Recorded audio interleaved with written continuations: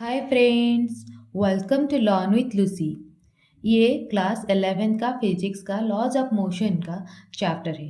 ये video number 9 है। पहले मैंने 8 वीडियोस उससे पहले डाला है लॉज ऑफ मोशन के ऊपर। आप जाके वो मेरे चैनल में जाके वो आप देख सकते हैं। इस वीडियो में हम लोग न्यूटन सेकेंड लॉ पढ़ेंगे, लॉज ऑफ मोशन पढ़ेंगे, रिलेटिविस्टिक मास क्या है, मास चेंजेस कैसे होता है, मास इंक्रीज कैसे होता है, और differential of Newton second law क्या है ये पढ़ेंगे। ठीक है, तो न्यूटन सेकेंड लॉ वो होता क्या है। Newton second law states that जो ऑब्जेक्ट का एक्सेलरेशन है वो क्या है ना, directly proportional to the force. जितना फोर्स ज़्यादा होगा उस ऑब्जेक्ट का एक्सेलरेशन क्या होगा ना, उतना ही ज़्यादा होगा। अगर ऑब्जेक्ट का मास अगर बढ़ रहा है तो फिर सेम फोर्स अगर सेम है तो फिर उसका एक्सेलरेशन क्या हो जाएगा ना, घट जाएगा। ठीक है, तो mass is inversely proportional to the acceleration. Acceleration के साथ मास क्या है ना, इन्वर्सली प्रोपोर्शनल है। तो स्टेटमेंट के ऊपर जाते हैं। Newton second law of motion states that the acceleration of object is directly proportional to the net force acting on it। तो नेट फोर्स जो एक्ट कर रहा है तो उसके साथ क्या है ना, डायरेक्टली प्रोपोर्शनल है। एक्सेलरेशन नेट फोर्स के साथ डायरेक्टली प्रोपोर्शनल है and inversely proportional to its mass, और मास के साथ इनवर्सली प्रोपोर्शनल है। अगर मास बढ़ेगा तो फिर उस ऑब्जेक्ट का एक्सेलरेशन क्या हो जाएगा ना, घट जाएगा। तो उसको कैसे सिंपल वे में कैसे समझते हैं। In simpler term, the more force you apply to an object, जितना फोर्स आप ऑब्जेक्ट के ऊपर डालोगे तो फास्टर इट विल एक्सीलरेट, वो उतना ही फास्ट क्या करेगा ना, मूव करेगा। And the more massive an object is, तो ऑब्जेक्ट का जितना वजन बढ़ेगा the harder it is to accelerate it, तो उसको एक्सेलरेट करना क्या होगा ना, मुश्किल होगा। तो उसका स्पीड को बढ़ाना मुश्किल होगा। जितना उसका वजन बढ़ेगा उतना ही उसको मूव करना दिक्कत होगा। ठीक है, this relationship is mathematically expressed as, इस रिलेशनशिप को मैथमेटिकली कैसे एक्सप्रेस करते हैं ना, F equals to mass into acceleration, जिसमें कि एफ क्या है, फोर्स है, एम क्या है, मास है, और ए क्या है, एक्सेलरेशन है। ठीक है, तो अभी आते हैं, पिछले वीडियो में मैंने मोमेंटम के बारे में पढ़ाया था।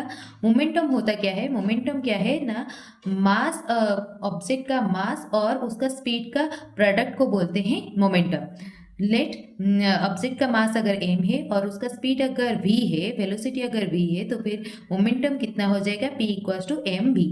अगर इसको हम लोग डिफरेंशिएट करेंगे तो ये क्या आ जाएगा ना, dp by dt, dp by dt। तो इसमें मास क्या है, कांस्टेंट है। वेलोसिटी जो उसका स्पीड क्या है ना, ऑब्जेक्ट का स्पीड चेंज होते रहता है, तो मास अलग आ गया क्योंकि वो कांस्टेंट है। और ये जबकि चेंजिंग है इसीलिए इसका डिफरेंशिएशन लिखा D V by D T. ठीक है, then dp by dt is equals to m into dv by dt। Change in velocity को क्या बोलते हैं ना, एक्सेलरेशन बोलते हैं। ऑब्जेक्ट का एक्सेलरेशन m इंटू ए, और मास इंटू एक्सेलरेशन जो है वो क्या है ना, फोर्स है। तो फिर change in momentum is, rate of change in momentum is equals to the force. Rate of change in momentum is equals to force applied. Force जितना अप्लाई होगा कितना ना, rate of change in momentum. ये यहाँ पे क्या हो रहा है, यहाँ पे ऑब्जेक्ट का क्या हो रहा है ना, यहाँ पे ऑब्जेक्ट का मास क्या है, कांस्टेंट है। अगर मास का ऑब्जेक्ट का मास अगर वैरी कर रहा है तो फिर वहाँ पे हम लोग मोमेंटम को लेके सॉल्व करेंगे। आगे हम लोग देखेंगे कि ऑब्जेक्ट का मास अगर कांस्टेंट हो रहा है उसको कैसे टैकल करते हैं, उस टाइप का प्रॉब्लम को, और ऑब्जेक्ट का मास अगर चेंज हो रहा है तो फिर उस टाइप का प्रॉब्लम को भी कैसे टैकल करते हैं। इस वीडियो में हम लोग पूरा डिटेल में पढ़ेंगे। ठीक है, लेट, ये सब एक एग्जाम्पल है। पुली के ऊपर दो ऑब्जेक्ट क्या है, लटका हुआ है। तो यहाँ पे क्या होगा ना, मास क्या हो रहा है ना, चेंज नहीं हो रहा है। यहाँ पे मास चेंज नहीं हो रहा है। यहाँ पे भी क्या हो रहा है ना, जो दो मास है वो चेंज नहीं हो रहा है। यहाँ पे भी मास चेंज नहीं हो रहा है। तो ये सब क्या है ना, कांस्टेंट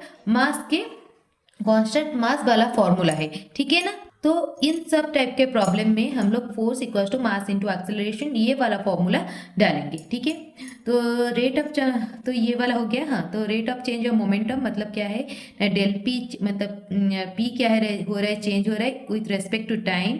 तो ये किसके साथ इक्वल है ना, फोर्स के साथ इक्वल है। तो डेल पी को हम लोग क्या लिखेंगे, final momentum minus initial momentum divided by ये मोमेंटम चेंज होने के लिए जितना टाइम लग रहा है वो वाला टाइम, दैट इज टी।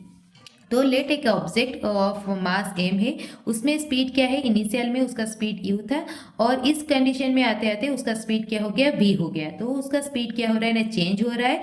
तो स्पीड अगर मास अगर स्पीड चेंज हो रहा है तो फिर उसका मोमेंटम भी चेंज हो रहा है। तो इनिशियल मोमेंटम उसका क्या था, mass into velocity, that is M U initial momentum.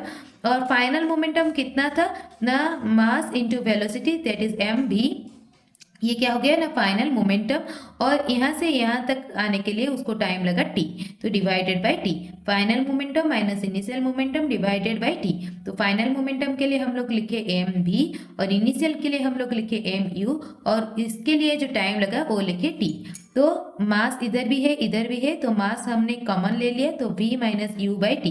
तो change in velocity with respect to time is known as the acceleration. तो v minus u by t is equals to a, f equals to M A. ठीक है, यहाँ पे क्या हो रहा है ना, मास क्या है, कांस्टेंट है। यहाँ पे वेलोसिटी क्या हो रहा है, चेंज हो रहा है, स्पीड चेंज हो रहा है। इनिशियल में उसका स्पीड था u और फाइनल में उसका स्पीड था v। तो वेलोसिटी कितना चेंज हो रहा है ना, v माइनस यू। ठीक है, इनिशियल मोमेंटम होता है क्या, एम यू और फाइनल मोमेंटम जो है वो क्या है, एम वी। ठीक है, ये क्या हो गया मोमेंटम के ऊपर। और change in rate of change of momentum कितना है, फोर्स अप्लाई, ये कैसे निकालते हैं ये हमने इधर डिस्कस किया। ठीक है, वो था क्या ना, जहाँ पे मास क्या हो रहा है ना, कांस्टेंट है। पर अभी आते हैं मास अगर चेंज हो रहा है तो क्या होगा। एक रॉकेट है तो वो जब ऊपर जाता है उसका क्या होता है ना, एक सेक्शन क्या होता है ना, इजेक्ट होता रहता है। तो फिर उसका मास क्या होता है ना, चेंजिंग होता है। तो यहाँ पे फोर्स कैसे कैलकुलेट करें, यहाँ पे फोर्स को हम लोग एम ए के तरह कैलकुलेट नहीं कर सकते हैं। Force is not equal to m into a, क्योंकि यहाँ पे मास क्या हो रहा है ना, चेंज हो रहा है। तो फिर मास ये वाला फॉर्मूला कहाँ पे डालेंगे, जहाँ पे मास क्या है ना, कांस्टेंट है। पर यहाँ पे क्या हो रहा है ना, मास चेंज हो रहा है, इसीलिए हम लोग यहाँ पे फोर्स क्या डालेंगे ना, rate of change in momentum. Momentum कितना चेंज हो रहा है उसी हिसाब से उसका फोर्स कितना होगा वो कैलकुलेट कर सकते हैं। From Newton second law, when mass changes over time, जहाँ पे कि हम लोग टाइम टू टाइम उसका मास क्या हो रहा है ना, चेंज हो रहा है। Newton second law F equals to M A needs to be applied in more general form. इसको हम लोग और जनरल फॉर्म में लिख सकते हैं। मतलब ये जहाँ से आया है वो वाला फॉर्मूला लिखेंगे। वो वाला फॉर्मूला मतलब जनरल फॉर्म कौन सा वाला है, F equals to del P by del T. ठीक है, general form which relates force to the rate of change of momentum, जो जहाँ पे कि फोर्स किसके साथ इक्वल है, rate of change of momentum के साथ इक्वल है। यहाँ से ही ये वाला लास्ट फाइनल वाला फॉर्मूला निकला था, F equals to M A. ठीक है, this is because acceleration is no longer simply related to the force divided by the constant mass. क्योंकि ये वाला फॉर्मूला क्यों लग रहा है, क्योंकि acceleration force divided by mass नहीं है। मास यहाँ पे क्या हो रहा है ना, चेंज हो रहा है, कांस्टेंट मास नहीं है। इसलिए for a system with changing mass like a rocket ejecting fuel, मतलब जहाँ पे कि मास क्या हो रहा है ना, चेंज हो रहा है, जहाँ पे रॉकेट क्या कर रहा है ना, फ्यूल को इजेक्ट कर रहा है, निकाल रहा है। मतलब एक डिब्बा, एक फ्यूल खत्म हुआ तो वो डिब्बा क्या हो जाएगा, वो अलग हो जाएगा, डिपार्ट हो जाता है उस सिस्टम से। तो उसका मास क्या हो रहा है, चेंज हो रहा है। We must consider the momentum of the system as a whole. वहाँ पे हम लोग मोमेंटम ऑफ द सिस्टम को पूरा होल में लेंगे। मतलब मास भी चेंज हो रहा है, एक्सेलरेशन भी चेंज हो रहा है, which include the changing mass and the velocity, जहाँ पे कि मास भी चेंज हो रहा है और वेलोसिटी भी चेंज हो रहा है। ठीक है, और उसी केस में हम लोग क्या, कौन सा वाला फॉर्मूला यूज करेंगे, force equals to del P by del T. ठीक है, अभी आते हैं रिलेटिविस्टिक मास के ऊपर। रिलेटिविस्टिक मास क्या है, कॉन्सेप्ट है जहाँ पे कि जब एक ऑब्जेक्ट का मास चेंज होता है, जब उसका स्पीड क्या होता है ना, लाइट के स्पीड के साथ इक्वल हो जाता है, तो फिर उसका जो मास जो है वो क्या होता है ना, चेंज हो जाता है। उसको बोलते हैं कि रिलेटिविस्टिक मास। रिलेटिविस्टिक मास मतलब क्या है, the concept of relativistic mass particularly how an object mass changes, एक ऑब्जेक्ट का मास चेंज हो जाता है जब as its speed approaches the speed of the light, जब उसका स्पीड क्या होता है ना, स्पीड ऑफ द लाइट के साथ अगर इक्वल हो जाएगा तो फिर ऑब्जेक्ट का मास क्या हो जाएगा, चेंज हो जाएगा। कैसे ना, relativistic mass formula is M equals to M naught divided by 1 minus v square by C square. तो एम नॉट जो है वो है रेस्ट मास, मतलब ये वाला एक ऑब्जेक्ट उसका रेस्ट मास, अभी जो मास है वो क्या है, उसका रेस्ट मास है, ठीक है। अगर इसका स्पीड को मैं लाइट के स्पीड के साथ इक्वल कर लूंगी तो फिर ये वाला क्या हो जाएगा, लाइट के स्पीड मतलब ये वाला v इक्वल टू सी हो जाएगा। तो ये वाला क्या हो गया, V square by C square क्या हो गया, 1 हो गया, 1 माइनस 1 क्या हो गया, 0 हो गया। तो फिर ये क्या हो जाएगा ना, टोटल में उसका रिलेटिविस्टिक मास जो है वो इनफाइनाइट आ जाएगा। क्या आ जाएगा, इनफाइनाइट, बहुत ही ज़्यादा हो जाएगा उसका मास, क्या हो जाएगा, बहुत ही ज़्यादा हो जाएगा, जो कि रिलेटिविस्टिक, जिसको कि रिलेटिविस्टिक मास बोलते हैं, ठीक है। तो इसके वजह से जो मास जो इंक्रीज हो रहा है यही है मास इंक्रीज। मास इंक्रीज क्या है, as an object speed v is increases and approaches the speed of the light c, the term v square by C square approaches 1, ये क्या हो जाएगा, 1 हो जाएगा, कॉजिंग द डिनोमिनेटर अप्रोचेस 0, जिसकी वजह से ये डिनोमिनेटर क्या हो जाएगा ना, 0 हो जाएगा। This result in the relativistic mass increase, इसके वजह से रिलेटिविस्टिक मास जो है वो क्या हो जाएगा ना, बढ़ जाएगा, ठीक है। तो significantly becoming greater than the rest mass, जो कि रिलेटिविस्टिक मास क्या हो जाएगा ना, बहुत ही ज़्यादा बढ़ जाएगा रेस्ट मास से। तो कोई भी एक ऑब्जेक्ट का अगर मास को अगर बढ़ाना है तो फिर उसका स्पीड को अगर हम लोग ज़्यादा कर लेंगे, nearly equals to the light speed, then उसका क्या हो जाएगा ना, मास क्या हो जाएगा ना, बढ़ जाएगा, जिसको कि क्या बोलते हैं ना, relativistic mass. The behaviour of the electron specially when they are accelerated to very high speed, जब इलेक्ट्रॉन बहुत ही हाई स्पीड में एक्सेलरेट करता है उसका बिहेवियर ऐसे हो जाता है, उसका मास क्या होता है ना, बढ़ जाता है, ठीक है। तो अभी आते हैं रेस्ट मास। रेस्ट मास क्या है ना, am not represent the rest mass which is the mass of an object when it is at rest और रिलेटिव टू एन ऑब्जर्वर, मतलब एक ऑब्जर्वर उसको देख रहा है एक ऑब्जेक्ट को, और रेस्ट कंडीशन में, उस कंडीशन में उस ऑब्जेक्ट का मास जितना है उसको क्या बोलते हैं ना, रेस्ट मास बोलते हैं, ठीक है। तो यहाँ पे क्या हो गया, रिलेटिविस्टिक मास क्या हो गया, तो ऑब्जेक्ट का स्पीड जब क्या होता है ना, related nearly equal to the light speed, तो स्पीड ऑफ लाइट, लाइट ये ऑब्जेक्ट का अगर स्पीड अगर लाइट का स्पीड के साथ इक्वल हो जाएगा तो मास चेंज हो जाएगा, इस ऑब्जेक्ट का मास चेंज हो जाएगा, जो कि बहुत ही बढ़ जाएगा। तो ये किस तरह से बढ़ता है, ये फॉर्मूला से पता चल जाएगा, M equal to M naught by 1 minus B square by C square. M जो है वो क्या है, actual mass, that is it is this formula is also valid for the electron. अगर हम लोग ये कोई ऑब्जेक्ट के लिए भी ले रहे हैं तो फिर ये वाला मास को क्या लेंगे ना, रिलेटिविस्टिक मास लेंगे, और एम नॉट बोलेंगे कि रेस्ट मास, जब वो ऑब्जेक्ट रेस्ट कंडीशन में होगा उसका मास जितना है वो होगा M naught divided by 1 minus B square by C square. v जो है स्पीड ऑफ द ऑब्जेक्ट है, c है स्पीड ऑफ द लाइट। अगर ऑब्जेक्ट का स्पीड अगर हाफ हो जाएगा, लाइट का स्पीड का हाफ हो जाएगा, देन क्या होगा, mass equals to M naught divided by 1 minus ये क्या हो जाएगा, c बाई 2, तो c square by 4 c square cancel हो गया, तो 1 बाई 4, 1 माइनस 1 बाई 4 कितना होता है, 3 बाई 4, तो मास क्या हो जाएगा, 2 बाई रूट 3 एम नॉट। तो फिर भी अगर इसका हाफ भी हो गया तो भी उसका मास क्या हो जाएगा ना, बढ़ जाएगा, उसका एक्चुअल मास से ज़्यादा हो जाएगा। कितने टाइम्स ज़्यादा होगा, 2 बाई रूट 3 टाइम्स ज़्यादा हो जाएगा, ठीक है। अभी इस टोटल वीडियो में जो पढ़े उसका समरी सीखते हैं। समरी है कि अगर मास अगर कांस्टेंट है, कोई भी ऑब्जेक्ट का मास अगर कांस्टेंट है, वहाँ पे हम लोग ये वाला न्यूटन्स का सेकेंड लॉ का ये वाला फॉर्मूला अप्लाई कर सकते हैं, that is F equals to mass into acceleration.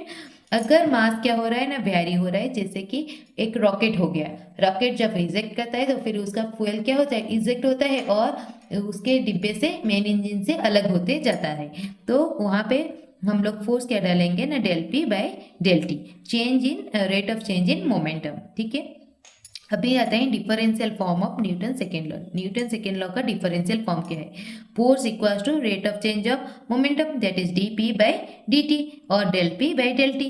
तो पी क्या होता है, मोमेंटम क्या होता है, product of mass into velocity, mass into velocity. तो यहाँ पे पी के जगह पे हम लोग क्या लिखे ना, मास इंटू वेलोसिटी। पहले मास को अलग करेंगे तो प्रोडक्ट का, डिफरेंशियल प्रोडक्ट का फॉर्मूला क्या है, तो मास अलग हो गया D V by D T plus V अलग हो गया डी एम बाई dt। ये जो फॉर्मूला है ये क्या है ना, exact second law of Newton का एग्जैक्ट जो सेकेंड लॉ है ये है। अगर मास कांस्टेंट है तो फिर ये वाला पार्ट क्या हो जाएगा, जीरो हो जाएगा, dm by dt क्या हो जाएगा, जीरो हो जाएगा, force equals to mass into dv by dt। Rate of change of velocity is called acceleration, that is f equals to m। Newton's का सेकेंड लॉ का एग्जैक्ट फॉर्मूला क्या है, ये है, ये वाला है। अगर मास कांस्टेंट है, force equals to mass into acceleration, और अगर मास वेरिएबल है, force equals to m dv by dt plus v dm by dt। ठीक है, अभी देखते हैं एक सिंपल सा क्वेश्चन लेंगे, उसको कैसे टैकल करते हैं वो बारे में पढ़ते हैं। ठीक है, एक मास दिया गया है, इस डायरेक्शन में फोर्स अप्लाई हुआ है और एक्सेलरेशन इस डायरेक्शन में हो रहा है। तो पहले हम लोग क्या करेंगे, ये वाला ब्लू कलर में जो डायग्राम ड्रॉ है हुआ है वही क्वेश्चन है, और रेड में जो है वो बाद में हम लोग कैसे अप्लाई करें, इस प्रॉब्लम को कैसे टैकल कर रहे हैं वो शो कर रहे हैं। तो ये रेड में क्या हो रहा है, तो मास एक सरफेस के ऊपर है तो फिर ग्रेविटेशनल फोर्स नीचे की तरफ अप्लाई होगा, that is mass into gravitational acceleration. G जो है ग्रेविटेशनल एक्सेलरेशन है, एम इनटू ये भी एक्सेलरेशन है, तो एम इनटू ए मतलब क्या है, फोर्स। ग्रेविटेशनल फोर्स क्या है, नीचे की तरफ आ रहा है एम जी, और ये सरफेस इस ऑब्जेक्ट के ऊपर एक नॉर्मल रिएक्शन फोर्स अप्लाई कर रहा है ऊपर की तरफ 90 डिग्री में, तो वो क्या है टू द सरफेस, तो क्या हो रहा है ना, एन ऊपर की तरफ अप्लाई हो रहा है। इसका अगर फ्री बॉडी डायग्राम ड्रॉ करेंगे तो मास को एक पॉइंट ऑब्जेक्ट के थ्रू रिप्रेजेंट करेंगे, नीचे के तरफ ग्रेविटेशनल फोर्स अप्लाई हो रहा है दैट इज एम जी, और ऊपर के तरफ नॉर्मल रिएक्शन फोर्स अप्लाई हो रहा है एन, और इस डायरेक्शन में राइट हैंड डायरेक्शन में फोर्स अप्लाई हो रहा है एन, और एक्सेलरेशन इस डायरेक्शन में हो रहा है। ठीक है, तो अगर ये बॉडी इक्विलिब्रियम कंडीशन में है तो फिर हम लोग क्या लिखेंगे ना, N is equals to M G, N equals to M G, और फोर्स किस डायरेक्शन में हो रहा है, इस डायरेक्शन में। फोर्स को क्या लिखते हैं, फोर्स का फॉर्मूला है मास इनटू एक्सेलरेशन, तो एक्सेलरेशन कितना हो जाएगा ना, force by mass, that is A equals to net force by M. तो इस तरह से हम लोग इस प्रॉब्लम को सॉल्व कर सकते हैं। Thank you so much for watching. अगर मेरा वीडियो आपको पसंद आए please like share and subscribe my channel, और इस वीडियो में मैं पूरा नोट्स दे दूंगी, आपको कोई भी प्रॉब्लम नहीं होगा, आप नोट्स को अच्छे से पढ़ सकते हैं और इसको एग्ज़ाम में भी आप अप्लाई कर सकते हैं। अगर आपका कोई डाउट है please say me in the comment section so that I will know your doubts and clear it in my next video. Thank you so much. Please subscribe my channel.